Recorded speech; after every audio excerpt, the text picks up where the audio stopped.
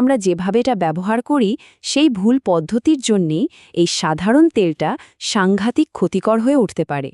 এই ছবিটা কি খুব চেনা চেনা লাগছে? শুধু যে রেস্টুরেন্ট বা রাস্তার দোকানেই এটা হয় তা কিন্তু নয়।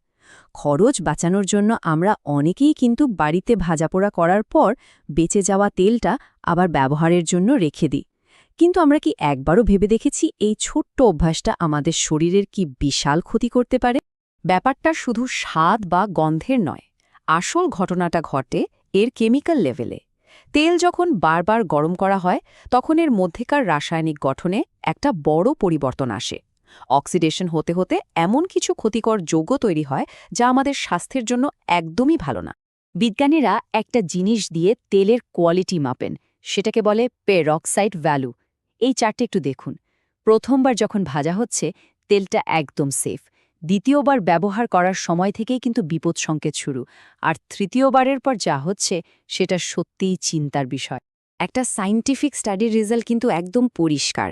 সেখানে দেখা গেছে তৃতীয়বার ভাজার পর সয়াবিন তেলের পেরক্সাইড ভ্যালু এতটাই বেড়ে যায় যে সেটা আন্তর্জাতিক ফুড সেফটি স্ট্যান্ডার্ডকে ছাড়িয়ে যায়। সোজা কথাই বললে, 3 বার ব্যবহার করার পর ওটা আর রান্নার তেল থাকে না, একটা ক্ষতিকর পদার্থে পরিণত হয়ে যায়।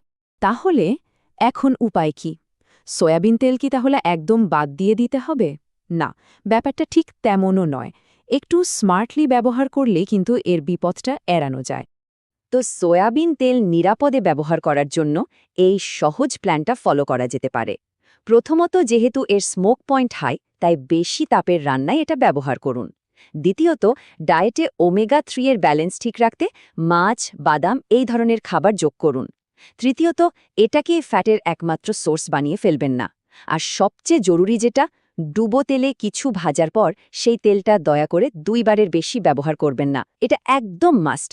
যাবার আগে শুধু এই প্রশ্নটা রেখে গেলাম, পরের বার যখন রান্নাঘরে ফ্রাইং প্যানটা হাতে নেবেন, একবার নিজেকে জিজ্ঞেস করবেন, এই প্যানে যা আছে সেটা কি আপনার শরীরের বন্ধু, নাকি অজান্তেই এক শত্রুতে পরিণত হচ্ছে?